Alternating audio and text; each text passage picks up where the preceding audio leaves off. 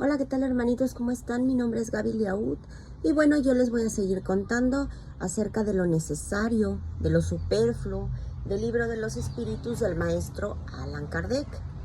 ¿Cómo puede el hombre conocer el límite de lo que es necesario? El sensato conoce por intuición y muchos lo van a conocer por experiencia y a sus expensas.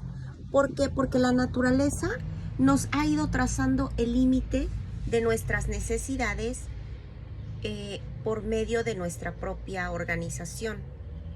El hombre por naturaleza es insaciable y la naturaleza le va señalando cuál es el límite de sus necesidades por su propia organización. Pero los vicios han alterado la constitución del hombre, creándole necesidades que no son reales. ¿Qué debemos pensar de aquellas personas que acumulan bienes terrenales, que se preocupan de lo superfluo, en perjuicio de quienes carecen de lo que es necesario? Aquellos se entregan al olvido, la ley de Dios, y tienen que responder por las privaciones que hayan hecho sufrir a otros. La frontera entre lo necesario y lo superfluo no tiene nada de absoluto. La civilización ha creado necesidades que los seres humanos, que son salvajes, no tienen, y los espíritus han dictado estos preceptos y no pretenden que el hombre civilizado viva como salvaje. Tampoco se trata de eso. Pero todo es relativo. Todo hay que entender que tenemos que darle lo justo a cada cosa y que la civilización va a desarrollar el sentido moral y el propio tiempo, el sentimiento de la caridad, que va a llevar a los hombres a que se presenten mutuo apoyo, que se presten, ¿no? El apoyo. Los que viven a costa de las privaciones de los demás son los que exploran en su provecho los beneficios de la civilización. Pero de esto solamente van a poseer el barniz. ¿Por qué? Porque hay personas que no tienen nada de religión. O sea, van a ir a la iglesia y todo, pero únicamente es la máscara. No son cosas que ellos hagan porque les nacen de corazón. Entonces, la ley de la conservación nos obliga a proveer a las necesidades del cuerpo. Sí. ¿Por qué? Porque por salud tenemos que hacerlo. Es imposible que no estemos sanos y que podamos trabajar y que podamos hacer nuestras cosas si estamos imposibilitados de alguna manera. Entonces, es reprobable que el hombre busque su bienestar. El bienestar es un deseo natural que todos tenemos. Dios solo va a prohibir el abuso, porque este es contrario a la conservación. Él no va a considerar que sea un delito que busquemos el bienestar, porque es el bienestar que tenemos que buscar para nosotros mismos, pero no lo vamos a buscar a expensas de otros, sino no vamos a debilitar nuestras energías. O sea, si nosotros buscamos en otras personas nuestro bienestar, obviamente nos vamos a debilitar y nuestras energías morales, nuestras energías físicas, pues no van a estar como deberían. Las privaciones que son voluntarias, con miras a una expiación voluntaria, también son meritorias a los ojos de Dios. Nosotros debemos hacer el bien a los demás y si hacemos el bien vamos a tener mucho más mérito, porque la privación de los placeres que son inútiles desligan al hombre de la materia y van a elevar su alma. Lo meritorio es resistir la tentación que induce a los excesos del disfrute de cosas que son inútiles y quitar parte de lo que es necesario para darle a aquellos que no poseen lo suficiente, ya no bastante, lo suficiente. En cambio, cuando la privación voluntaria es algo así como un simulacro, eso pues no sirve. La vida de modificaciones ascéticas ha sido practicada desde la remota antigüedad y en diferentes pueblos. ¿Es meritoria desde algún punto de vista? Preguntamos para quién sirve y obtendremos la respuesta. Si solo aprovechamos al que practica y en cambio le impide hacer el bien, significa que ese egoísmo, sea cual fuera el pretexto que utilice para hermosear las cosas. Privarse y trabajar para los demás es la verdadera mortificación según la caridad cristiana. La abstención de ciertos alimentos que prescribe en diversos pueblos se funda en la razón. Todo aquello con lo cual el hombre se puede nutrir sin que esto sea un perjuicio para la salud es permitido, pero algunos legisladores han podido prohibir ciertos alimentos con una finalidad útil y para otorgar más prestigio a sus leyes las han presentado como si estas leyes fueran procedentes de Dios. El comer carne ¿es en el hombre contrario a la ley natural? En nuestra constitución física, la carne nutre la carne, es cierto, si no el hombre se debilita. Pero la ley de conservación impone al hombre el deber de mantener sus fuerzas y su salud para dar cumplimiento a la ley del trabajo. Por eso debe de nutrir su organismo como lo requiere. ¿Abstenerse de comer carne u otra cosa como expiación es meritorio? Sí. Si uno se priva por demás, pero Dios no puede considerarlo una mortificación cuando no hay en ello una privación seria, algo útil. Por eso afirmamos que aquellos que solo hacen un vano simulacro simplemente son hipócritas. Dios es solamente sensible a los sentimientos que se elevan al alma y que el alma se eleva hacia Él. Practicando su ley, podemos desembarazarnos de nuestra materia terrestre y no la debemos de violar. Los únicos padecimientos que elevan son naturales porque proceden de Dios. Los sufrimientos voluntarios no sirven para nada porque no estamos haciéndole el bien a los demás. Simplemente es un sufrimiento nuestro, es algo que nosotros escogimos voluntariamente. ¿Crees que los que acortan su vida mediante riesgos humanos, mediante rigores sobrehumanos, como lo hacen los faquires, algunos fanáticos de las sectas, están adelantando su camino? ¿Por qué no trabajan más bien en el pro de sus semejantes? Vistan al indigente, consuelen al que llora, ayuden al enfermo, soporten privaciones para el alivio de los desdichados y entonces sí su vida será útil y será agradable a Dios. Cuando los dolores voluntarios que arrastramos solamente estamos pensando en nosotros mismos, eso es egoísmo. Si se sufre por el prójimo, en cambio, es caridad. Esos son los preceptos de Cristo. ¿Sí? El instinto de conservación ha sido concedido a todos los seres en contra de los peligros y los padecimientos. Futigad vuestro espíritu y no vuestro cuerpo. Mortificad al orgullo. Sofocad el egoísmo. El egoísmo es el que se asemeja a una serpiente que está devorándonos el corazón. Y haréis más por vuestro propio adelanto que por los rigores que ya no pertenecen a este siglo, ¿sí? Bueno, ahora les voy a hablar un poquito acerca de la ley de destrucción. La destrucción es una ley de la naturaleza.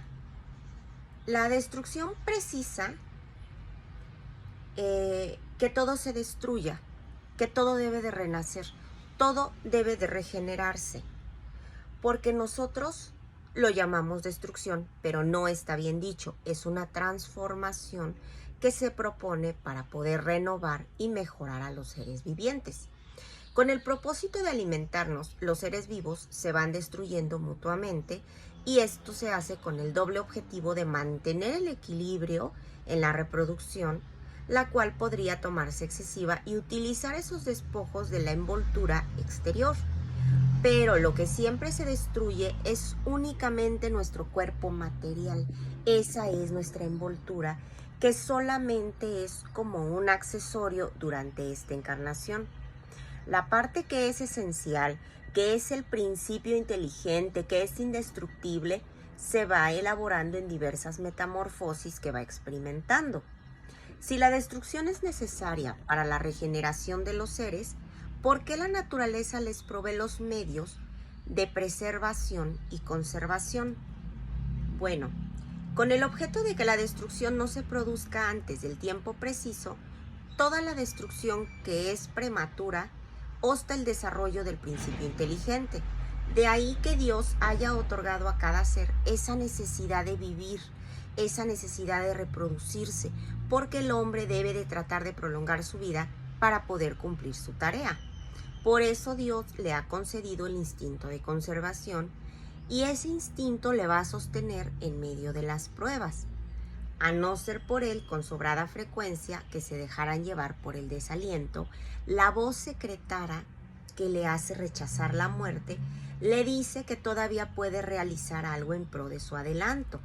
Cuando un peligro se va a cernir sobre él, es una advertencia para que nosotros aprovechemos esa prórroga que Dios nos está otorgando, pero el ingrato es casi siempre el que cree que es su buena suerte y no su creador el que le está permitiendo seguir acá. ¿Por qué junto a los medios de conservación ha puesto la naturaleza al mismo tiempo los agentes destructores? El remedio va al lado de la enfermedad, ¿sí? Lo hemos dicho, es porque tenemos que mantener un equilibrio y servir de contrapeso. La necesidad de destrucción es idéntica en todos los mundos. Esta se halla en relación con el estado que es más o menos material de cada uno de ellos y cesa con un estado físico y moral más depurado. En los mundos que están más evolucionados, el vuestro en las condiciones de vida pues son muy diferentes a los mundos que están evolucionados al que nosotros estamos habitando. Siempre existirá entre los hombres en la tierra esa necesidad de destrucción. La necesidad de destrucción se va a debilitar en el hombre conforme la materia deje de tener tanta influencia en nosotros y ahí vamos a ir viendo ese progreso que vamos alcanzando. Nosotros, en nuestro estado actual, ¿tiene el hombre un derecho de destruir sin límite sobre los animales? Ese derecho se encuentra regulado por esa necesidad de proveer a su alimento y a la seguridad. Jamás el abuso ha sido un derecho. ¿Qué pensaremos entonces de la destrucción que excede los límites de las necesidades, de la seguridad, de la caza, por ejemplo, cuando no tiene por objeto sino el placer de destruir inútilmente? Predomina la bestialidad sobre la naturaleza espiritual. Toda destrucción que trasponga las fronteras de la necesidad es una violación a la ley de Dios. Los animales solo se destruyen para satisfacer sus necesidades, pero el hombre posee libre albedrío, lo que hace sin necesidad. Tendrá que rendir cuentas por el abuso de la libertad que se le ha concedido y en tales casos que está cediendo ante los malos instintos, porque al final nosotros decidimos si hacemos las cosas o no las hacemos. Los pueblos que llevan hasta la exageración del escrúpulo relativo a la destrucción de los animales poseen un mérito que sea particular. Se trata de un exceso en un sentimiento que de por sí es laudable, pero que se torna abusivo, cuyo mérito se ve neutralizado por esos abusos de toda índole. Hay en ellos más temor supersticioso que verdadera bondad.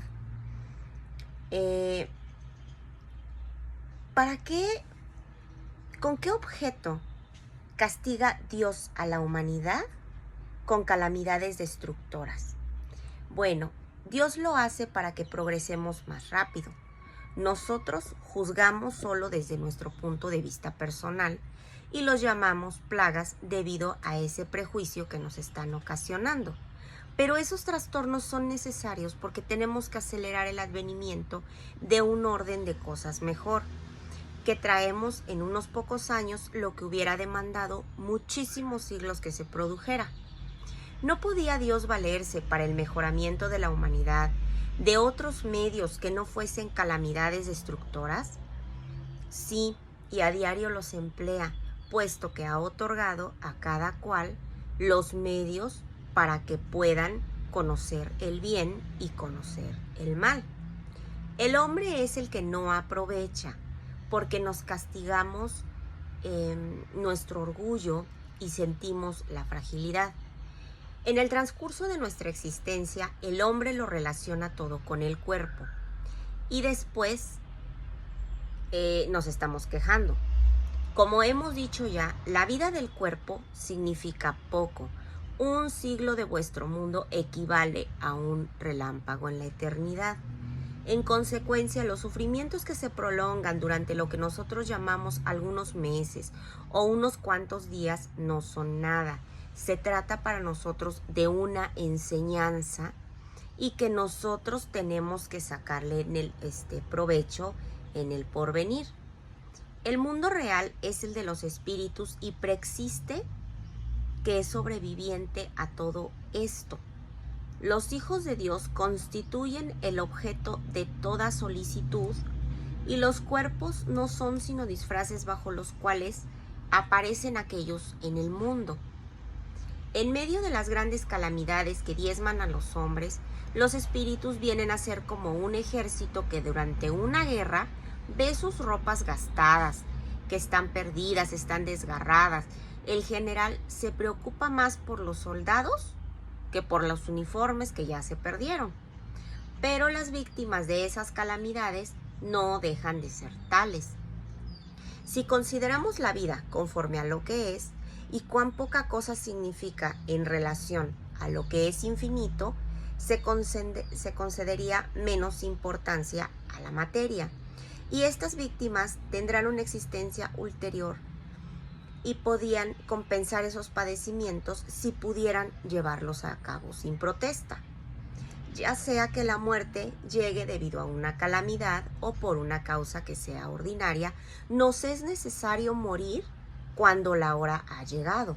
La única diferencia es que en aquellos casos se marchan un gran número de personas al mismo tiempo, ¿sí?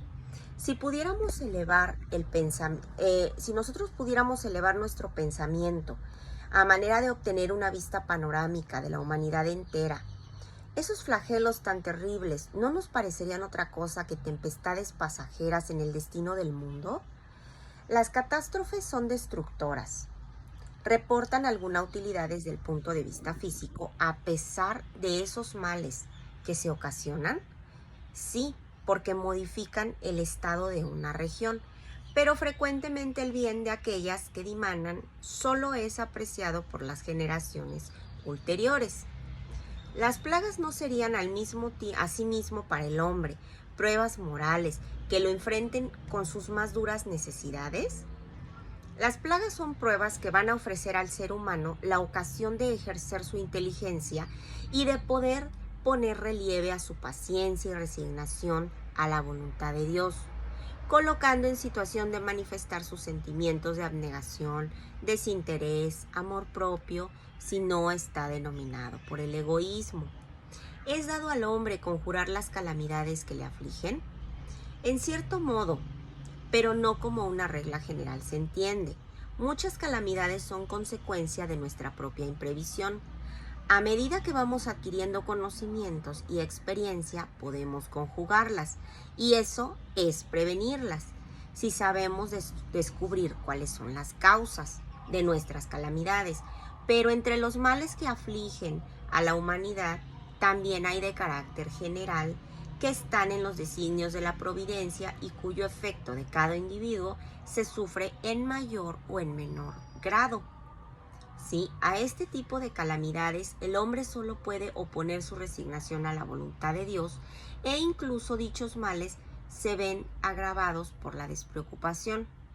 Entre los flagelos destructores naturales e independientes del hombre hay que incluir en primer término la peste, el hambre, las inundaciones, los fenómenos atmosféricos que están destruyendo los frutos de la tierra. Bueno, hermanitos, hasta aquí vamos a platicar en este video. Es del Libro de los Espíritus del maestro Allan Kardec. Espero haberme dado a entender y bueno, que todos podamos tomar conciencia de lo que no estamos haciendo bien y que podamos buscar nuestro progreso espiritual, porque como ya hemos visto antes, pues al final a eso venimos, a ayudar, a hacer caridad y a ser mejores.